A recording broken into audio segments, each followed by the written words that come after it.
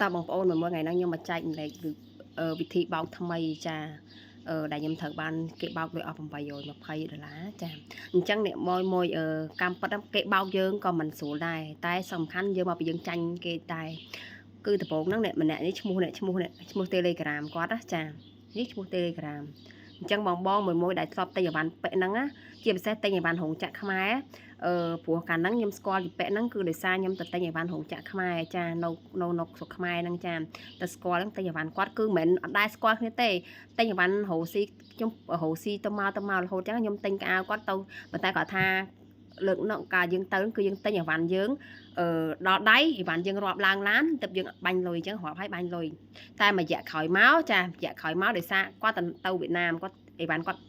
ថាអត់មានឃ្លាំងនៅស្រុកខ្មែរអញ្ចឹងគាត់ទៅវៀតណាមអញ្ចឹងទៅវៀតណាមគឺខ្ញុំទិញអីវ៉ាន់ពីពួកគាត់ដូចគ្នា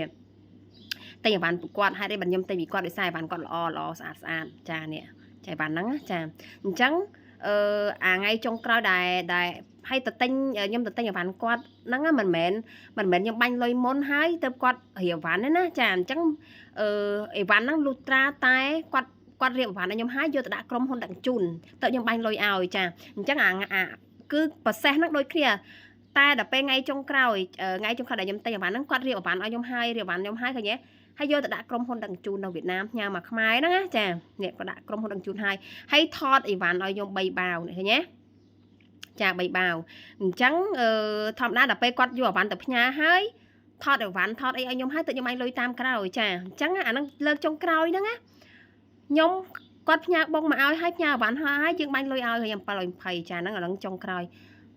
ស្រាប់តែខ្ញុំ5ថ្ងៃក្រោយខ្ញុំទៅឆែកក្រុមហ៊ុនដឹកជញ្ជូនចាក្រុមហ៊ុនថាអីវ៉ាន់ហ្នឹងផ្ញើហើយប៉ុន្តែអត់តាន់មានឃើញចាជារំ3 4ថ្ងៃក្រោយគឺអញ្ចឹងតែអញ្ចឹងគាត់ឆាតទៅសួរគាត់ចេះគាត់លេះចុះលេះឡើងក៏ប៉ិតអីវ៉ាន់ហ្នឹងគាត់មានផ្ញើអាហ្នឹងវិធីបោកមិនថា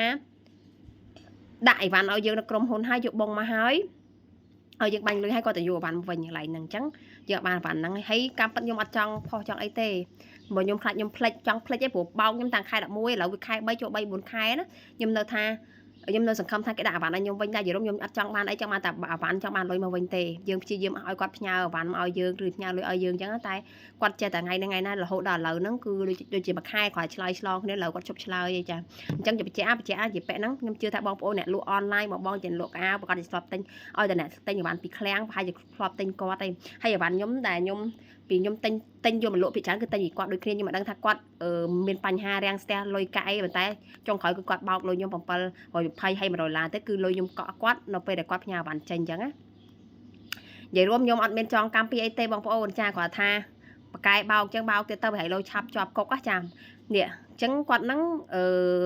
នៅវៀតណាមប៉ុន្តែគាត់រស់ស៊ីវិលទៅមកមួយខ្មែរណាអីវ៉ាន់មនុស្សហ្នឹងប៉កែនិយាយគេលេចកលុចចេះប៉ុន្តែគាត់ថាយើងទេអីវ៉ាន់ពីគាត់ទៅនិយាយរួមហើយបានតែពីគាត់តែអីវ៉ាន់គាត់ល្អហើយថោកធូរថ្លៃទៅយើងតែពីគាត់អញ្ចឹងប្រាប់បងអ្នករស់ស៊ីអនឡាញបើសិនជាបងឃើញផុសហ្នឹងហើយគាត់ធ្លាប់បោកបងឬអត់ឬក៏មិនហ្នឹងនឹងសាច់ឬបងតែគាត់ខ្ញុំចង់ share ថាចែកម្លេចថាខ្ញុំក៏ធ្លាប់គេបោកដែរខ្ញុំអត់ដែរបោកគេតែធ្លាប់គេបោកខ្ញុំដូចគ្នាចា